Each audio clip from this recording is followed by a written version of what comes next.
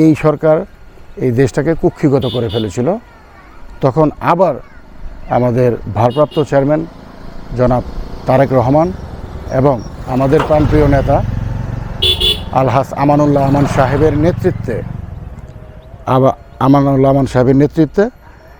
এবং অবশেষে ছাত্র জনতার মাধ্যমে এই দেশ গণঅভ্যুত্থান হয় এবং দেশ স্বাধীন হয়। আর আমানুল্লাহ আমান একটা ইতিহাস।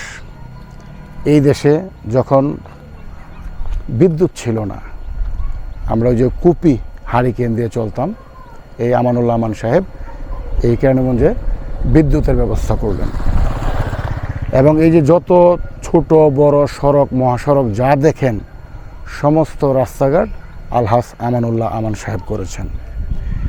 এবং এই যে যতটি primary school, high school, college যা দেখতেছেন টোটাল কেরানীগঞ্জে, এই সমস্ত কিছুই আমানুল্লাহ আমানের অবদান। এবং আপনারা বসিলা ব্রিজ দেখছেন, বাবুবাজার ব্রিজ দেখছেন, এইদিকে এই যে এই পাশের ব্রিজটা আলিপুর ব্রিজ, এই যে তুরাগের ব্রিজ, এইসব এই কেরানীগঞ্জটাকে আধুনিক করার জন্য যত কিছু যা করার দরকার সমস্ত কিছুই আমাদের নেতা আলহাজ আমানুল্লাহ আমান সাহেব করেছেন। তার বিকল্প কেউ নেই।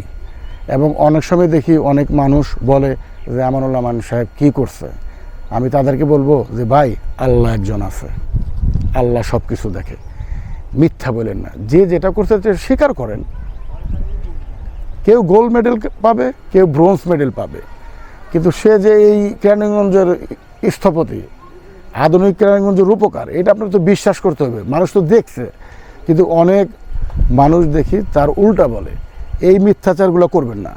যে যেটা করছে সেটা স্বীকার করবেন, এতে আপনার সম্মান বাড়বে। আর আমানুল্লাহ আমান ভাইয়ের সম্পর্কে বলতে গেলে সারাদিনও শেষ হয়ে যাবে।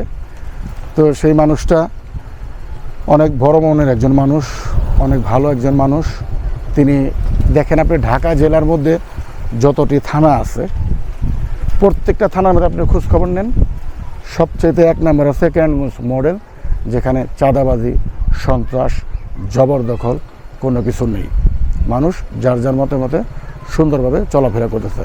হ্যাঁ, গুটি কয়েক কিছু ঘটনা ঘটে, সেটা সাথে সাথে আমরা জানলে, আমাদের নেতাকর্মী জানলে প্রশাসনের মাধ্যমে সেটার ব্যবস্থা নেওয়া হচ্ছে। এবং ভবিষ্যতেও যদি আপনারা জানেন যে আমাদের আলহাজ আমানুল্লাহ আমান সাহেবের সুযোগ্য সন্তান ব্যারিস্টার ইরফান ইবনে আমান অমি, উনি একজন সুশিক্ষিত মানুষ। ওনাকে মানুষ ইনোসেন্ট বয় বলে।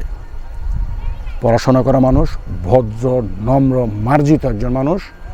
এবং এই যে 16 বছর আন্দোলন সংগ্রাম গেল, আমরা কিন্তু এই ঢাকা 2 আসন তার নেতৃত্বে প্রতিটা আন্দোলন, প্রতিটা সংগ্রাম, অবরোধ, হরতাল, মিছিল সমস্ত কিছু ব্যারিস্টার ইরফান ইবনে আমান অমির নেতৃত্বে আমরা এই প্রত্যেকটা প্রোগ্রামে উপস্থিত হয়েছি। এবং তার ভবিষ্যৎ চিন্তা হচ্ছে যে ওনার বাবা আলহাজ আমানুল্লাহ আমান সাহেবের অসমাপ্ত যে কাজগুলো রয়ে গেছে, সেই কাজগুলো সে আপনাকে, আমাকে, আমাদের সবাইকে নিয়ে তাদের সাথে আলোচনা করে কিভাবে করলে কি হবে, ভালো হবে, সেইভাবে সে যদি ইনশাআল্লাহ আপনাদের ভোটে যদি জয়যুক্ত হয়, আপনাদের পরামর্শ নিয়ে তারপরে এই কেরানীগঞ্জকে সুন্দরভাবে ঢেলে সাজাবে। আপনারা সবাই আমার প্রাণপ্রিয় নেতা, ঢাকা জেলা বিএনপির সংগ্রামী সাংগঠনিক সম্পাদক ব্যারিস্টার ইরফান ইবনে আমান অমি ভাইকে সহযোগিতা করেন এবং অমি ভাইকে দানের শীর্ষের প্রতীকে ইনশাআল্লাহ ভোট দিবেন। তাকে ভোট দিলে এই দেশের মানুষের উন্নয়ন হবে এবং এই দেশের উন্নয়ন হবে। আপনাদের সবার পরামর্শ নিয়েই সে কাজ করবে, সে এটা ওয়াদা করেছে।